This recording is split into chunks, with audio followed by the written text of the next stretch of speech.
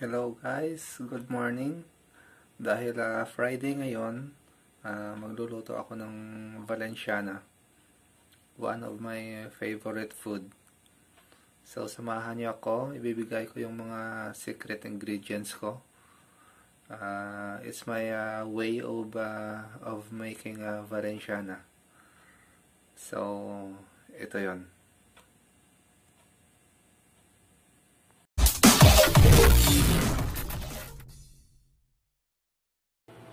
Chopped garlic, 3 peraso ng chicken broth cubes, green peas, potatoes chopped, and raisins, turmeric powder, tsaka 1 spoon ng asin.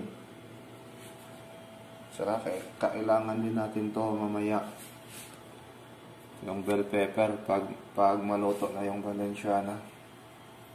Tapos sa rice na malagkit, bali 3 cups lang siya, yung sa rice cooker na cup, 3 cups. Saka ito yung chicken liver, tsaka chicken breast na giniling, 2 peraso ng hard-boiled egg. Pero lagay natin yan mamaya pag luto na yung Valenciana. Chicken liver, chicken breast na giniling.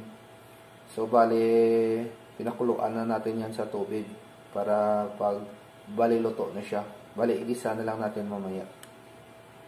Tapos itong hard-boiled egg, pag luto na yung Valenciana, tsaka natin ilagay sa toppings.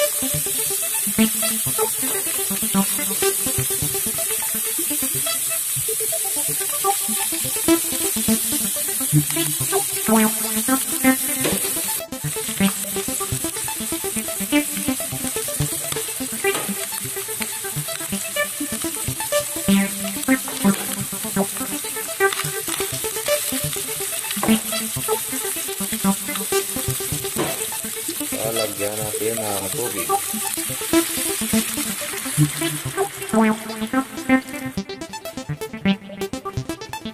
Lagyan natin ng asin sa turmeric powder.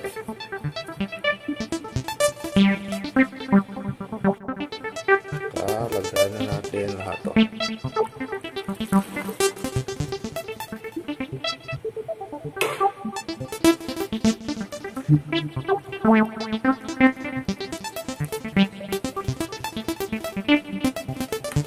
Tayin natin kumulo, tsaka ilagay natin lahat ito mamaya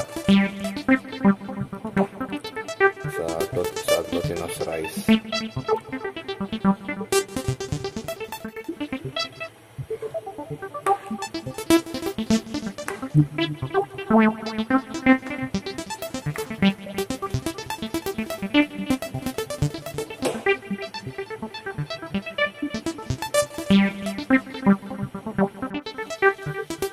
Kumulo na siya guys.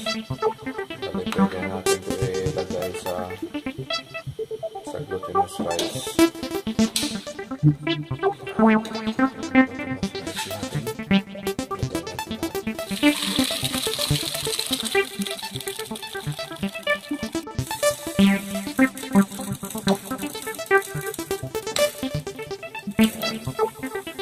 So gano'n lang kadali guys, bali lagay natin ito sa rice cooker.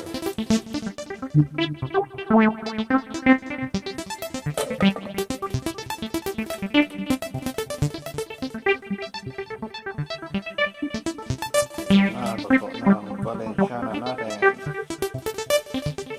Ready to eat na siya. Sarap nito.